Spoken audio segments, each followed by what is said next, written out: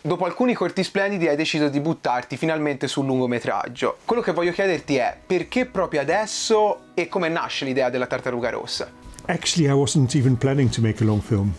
Short films were creative enough for me, actually very creative. I got an invitation to make a long film, which was deeply, deeply unexpected, from Studio Ghibli in Tokyo. And that's a studio that makes feature films that I admire. I mean, I admire a lot. They literally said, Michael, we like your short films, especially your short film Father and Daughter. Would you be interested in making a long film? Because we would like to produce it together with our distributor in Paris, Wild Bunch. Before I arrived at the end of the letter, I knew I was going to say yes. Not just because I admire them a lot and I thought it's great to work with them. They make director's films. In other words, the director has the final say, which is not the case so much here in England or in the States. And that really attracted me. Also, I'm sensitive to the Japanese sensitivity. They have an art which I admire a lot. I wasn't going to make a Japanese film, but I was really interested to discuss with the Japanese what they feel in the symbols and the metaphors. Actually, the Studio Ghibli very quickly said, no, you won't make the film in Japan, because that's what I wanted to know. You mean you want me to come to Tokyo? And he said, no, make it in Europe, make it with European artists. We will try, and maybe it won't work. It's a new adventure for us, it's a new adventure for you. Let's take it step by step.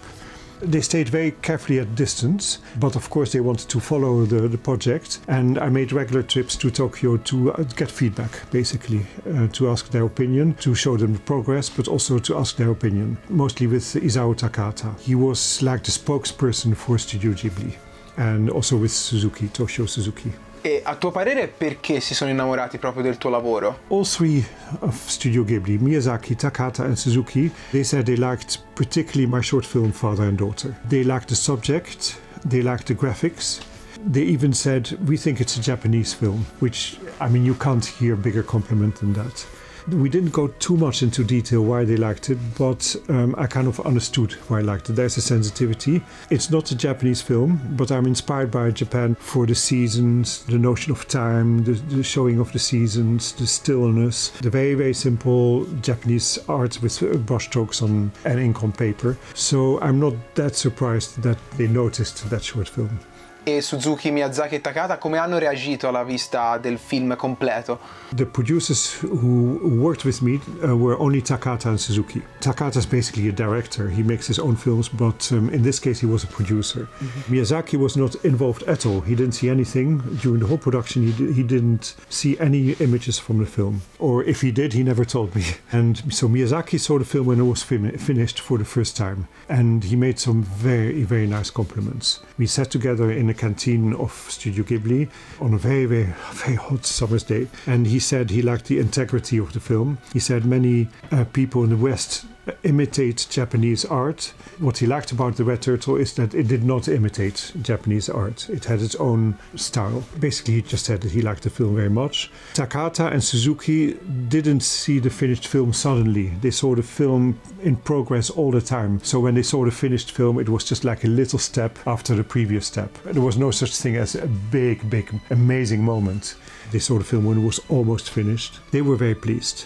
Suzuki said nothing, but he took care of the promotion of the film. When I saw him taking care of the promotion of the film, I knew he liked the film, because he really put his heart in a promotion. And I know he likes the film a lot. Il film è completamente privo di dialoghi. Ci puoi spiegare il perché di questa scelta coraggiosa? I disagree with you. It's not a brave choice. It was quite a slow growing choice. I'll explain. In the beginning there was some dialogue. They were talking a little bit, just a few times, just to show some connection with the people. Intellectually it was right, but the feeling was wrong. It just didn't feel right. It didn't belong there. It pulled you out of the story.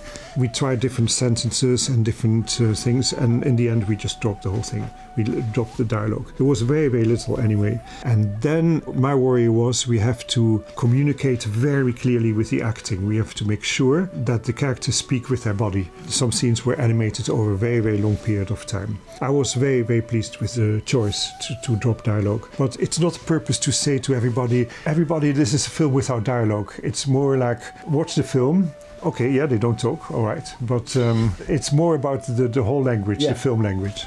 La pellicola presenta molti livelli interpretativi. Invece cosa rappresenta per te il film? Quali sono i messaggi che hai voluto assolutamente comunicare? Yes, the film plays very consciously with the personal interpretation of the spectator. Most parts of the film are told very clearly, very clearly without any ambiguity, but there are mysteries in the film as well.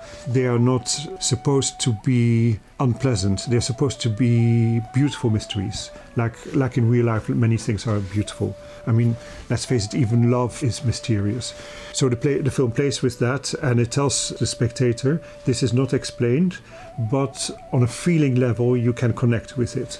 Even take, for instance, the subject of death. Some people see death very differently than other people. Some people see it as something extremely dark, other people don't. It depends on each spectator's sensitivity, how they interpret the film.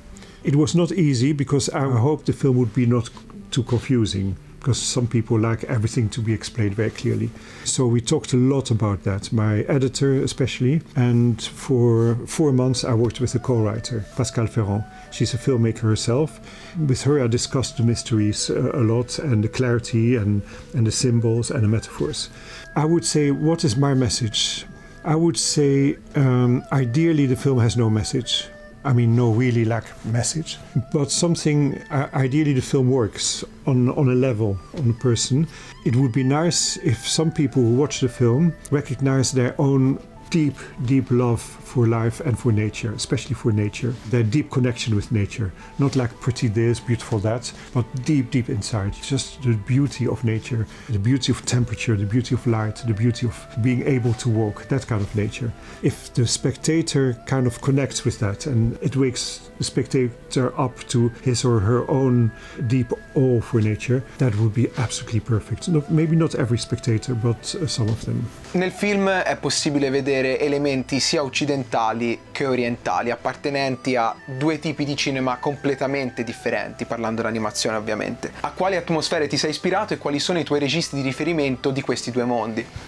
I think I was influenced by the Far East, especially Japan, but not in a big manga way or in a big obvious way, but in a very fine way because I love their art so much. In the Far East, they are very sensitive to empty space in the image, in their brush art, the ink art, the calligraphy especially.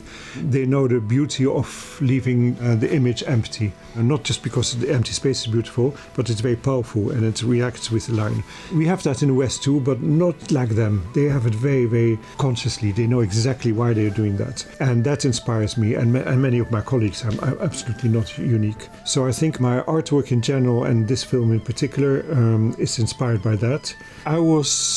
My first Japanese film I ever saw, I was about 22, was The Seventh Samurai by Kurosawa. The story was fantastic and I loved the characters. I mean, they were fantastic characters. But I also noticed the bamboo moving in the wind. And I noticed the rain, just the rain pouring down and adding to the drama. And when I saw that, I thought I never realized you could use the elements, the weather and nature so well in the storytelling. So that made a huge impact on me. In general, the films that inspire me are live action, not animation but live action. It's total range, but I like slow films a lot. For instance, in Italy you have, if I pronounce it correctly, Le Quattro Volte, which is about a shepherd and a sheep. That's slow and it's fabulous. I am also very influenced by the films being realistic, but the reality is slightly twisted and it becomes a little bit magical. And obviously Fellini's films play with that. It's magic and it's not, but yes, it's magic. And that I like a lot also.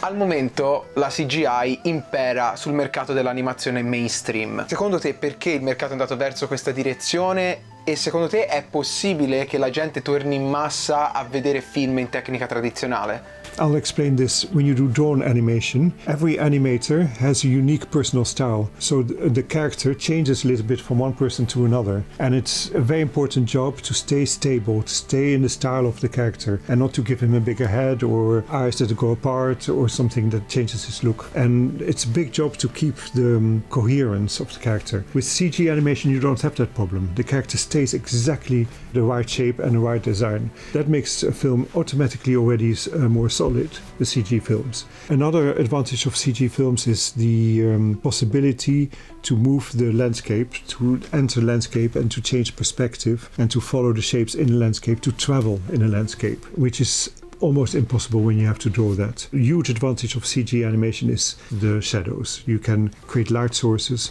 not just one but several, and really play with the shadows. So basically you have a tool that gives you new possibilities to make a visually very strong film. There are other advantages too, but you also lose some things. You lose the imperfection, and the imperfection has charm. When you draw animation, every drawing is a little bit imperfect. There are a few strange things with the hands or the face, and that gives charm to the film. Often you lose the line as well. In drawn animation you have a nice line outside the character. In CG animation you often lose it because it doesn't work very well with the three-dimensional look. You can find a hybrid version to that. I admire CG animation a lot, but there tends to be a tendency to go very realistic. In hand-drawn animation that's not the purpose, not at all. You stylize realism. You go away from realism, or you come back to it but with a new angle. And that's what I like about hand-drawn animation. I sometimes compare CG animation and hand-drawn animation as hand-drawn as an acoustic instrument. It's an acoustic guitar or an acoustic piano or saxophone. It has the charm of a live instrument, and CG is like a synthetic instrument, also wonderful, but it's clean. It's too clean sometimes. I think we have reached a little bit, but it's hard to say because I've only, while I was working on this film, I didn't watch many films, but 2 weeks ago I watched 26 recent films that were trying to be nominated for an Oscar, and there were many CGI films. I think there are a lot of similarities between them in the movement, literally in the timing of the movements, in the colors. There's a tendency to go for very, very bright colors.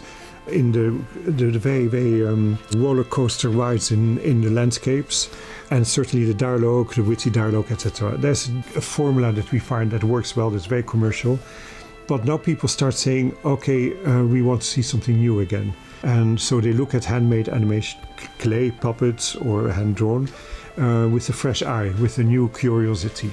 That's my conclusion. There were 5 animated films nominated for the feature films for the Oscar feature films category this year, and of the 5, 2 were CG animation. One was a puppet film, one was a clay film, and one was a drawn film. That's very interesting. The majority were not CG films. La tartaruga stessa del film è stata realizzata in CGI. A tuo parere il futuro dell'animazione potrà comprendere la fusione di queste due arti, formando così la cosiddetta animazione 2.5D, un po' come Paperman? Secondo te è questo il futuro dell'animazione? I don't think it's important to be purist, to do only hand-drawn or only CG. You can have hybrid versions that work beautifully. And again, just like in music, you can have a saxophone and an organ and an electric guitar. You can have a mixture of different approaches to the sound. I still expect that there will be new possibilities that we have never seen before in the future. The hybrid versions are interesting. The experimental films come up with very new, interesting combinations. Un'altra caratteristica del cinema d'animazione mainstream è che venga visto come un cinema per bambini o comunque per famiglie. Con che target classificheresti la Tartaruga Rossa e a che tipo di pubblico lo consiglieresti? You know, while we were making film, we were not sure what kind of audience we were targeting at. And I really admire producers because they were not insisting on targeting very precisely an audience. One producer liked to target families and children, but the others not necessarily. Now that the film is finished, it became clear that it's really for adults, but it's definitely also for children, I would say from 6-8 years upwards. Only the children have questions. They like to see the film with someone older because I've noticed they ask a lot of questions during the film or after the film. Some children are used to extremely agitated films. They see them all the time on television, and they may find this film just a little bit too quiet. And I hope they'll get a taste of quieter films, because I have a taste for action and agitation, but not all the time. I like the really quiet parts in between them. A proposito del titolo del film, è impossibile non rimanere affascinati dalla figura della Tartaruga Rossa. Cosa rappresenta per te questo animale e perché hai deciso di scegliere proprio la tartaruga? Yeah, that's a big question. Because when I conceived the story, I got the idea intuitively. At some point I knew we need a creature in the sea, or something in the sea, not necessarily a creature. And then the idea of a marine turtle came. I was so excited when that idea came because I felt that's exactly what we need. At that moment I also thought maybe the film could be called The Turtle or something like that. And then of course I had to think about it afterwards, because your intuition can be wonderful, but you have to make sure that the others understand and ultimately that the audience understands. And the reason why I chose the red turtle is because, well, partly because I've always liked this creature. It's amazing. Already as a child I wrote a story about it.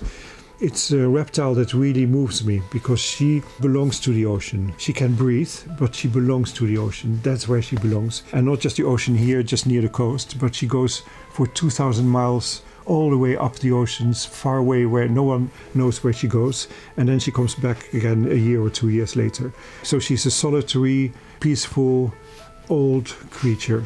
So old, you sometimes you think they are immortal. She comes back to the beach, crawls on the beach with arms and legs and a head, almost not like a fish but almost like a mammal, and she climbs on the beach and she lays her eggs and she goes back into infinity. I find it very moving. As a child I wanted to be, even though it's a female creature, I wanted to be like her and lay my eggs and then go back in the ocean. And same time she's not cute. She's not a beautiful horse or a beautiful dog. She's a reptile. She's hard. She has got a fierce expression and a beak, and that I like about her too. You don't want to touch her, that's special. The reason why I chose the red color is that she really has to stand out. The first time you see a red color in the film is the moment you see the turtle. Before that you don't see any red, a little bit in the sunset spot. And she really had to stand out from the blue sea. The emotional quality of the red color also works well with the creature, I think, as a symbol. And why is she throughout the whole story? It just worked. When I wrote the story, it just worked beautifully. I thought, this really works for me. That's all I can say. Nel film vediamo un uomo che riesce a sopravvivere nonostante abbia naufragato su un'isola deserta e non abbia nessuna comodità della società contemporanea, moderna. Al giorno d'oggi quindi sarebbe opportuno allontanarsi dalla civiltà globalizzata per vivere felici e sereni? Yeah, that's funny. Because in a way, the main character lives alone on an island. And there's something beautiful about a tropical island, but it's not his home. He doesn't want to stay there. In holiday brochures, it's always written that tropical islands are like paradise. They're not like paradise. You want to go home where you belong, where your family is your community. Besides, they are often idealized in brochures. Tropical islands have mosquitoes, you can catch an illness and there's no doctor. The loneliness completely drives you mad if you're there alone. The purpose of the story is that the man doesn't want to stay there, he wants to go home. Then the story changes and he accepts nature and he realizes that it is his home. In real life around us, since the United States has a new president, I've noticed in the news that there are people who want to immigrate away from the United States and stay and live in a peaceful place far from civilization. It's very striking. Not only Canada, but also Ireland and the tropics. I feel a desire to do the same, to live on an island. I've often felt that because there's a lot of suffering in civilization, suffering amongst human beings, but also the nature suffers. I find it very, very frightening. But at the same time, I'm happy to live in one of the biggest cities on earth, with all the noise, with all the pollution. Somehow I feel this is where I belong. Even though I grew up in nature, I grew up in a small village, and I think it applies to lots of people also. There's a dream of going far away from civilization, but somehow there's a bigger dream of actually being happy here. La pellicola potrebbe essere ambientata in qualsiasi epoca e mette in scena temi molto importanti che riguardano un po' tutti. A tuo parere, quali sono gli argomenti universali che valgono la pena di essere raccontati al cinema in qualsiasi epoca? That's such a big question because there's so many things that deserve to be told. But I'll tell you what pulls me particularly all the time, not only in my films but in all my work. We are attracted by things on a gross level. Gross level, I mean food, sex, security. It's important, it's vital, but it's not subtle, it's just there. Then things on a finer level, like affection and understanding and all that, that's much finer, and that's what attracts us. And then you can go even finer and even finer. And in my work, I try to explore the finest of the finest. And it's so subtle, you could say, well, then it's not important because it's subtle. On the contrary, it's more important than anything else. I'm not putting down the less subtle things like food and sex and security, but in my art I really like exploring what is the finest of the finest. For instance, serenity is the finest things of the finest. It doesn't make a good film, you can have moments of serenity. For instance, subjective quality of life. We divide life between objective things and subjective things. There are things that are real and things that are subjective. To me, everything is subjective, and it's very, very fine. Even if you and I walk in a forest, you see the forest completely differently than I do. And that I find interesting to explore. So the subjective side of reality, what we call reality, how real is it? What is reality? I know it sounds abstract, and I'm really coming from an intuitive angle, because otherwise I would be like an academic, and that's not at all who I am. Intuition itself is, to me, one of the finest things we can explore. Thank you very much, Michael. Thank you very much for this interview. Thank you. Grazie. Prego.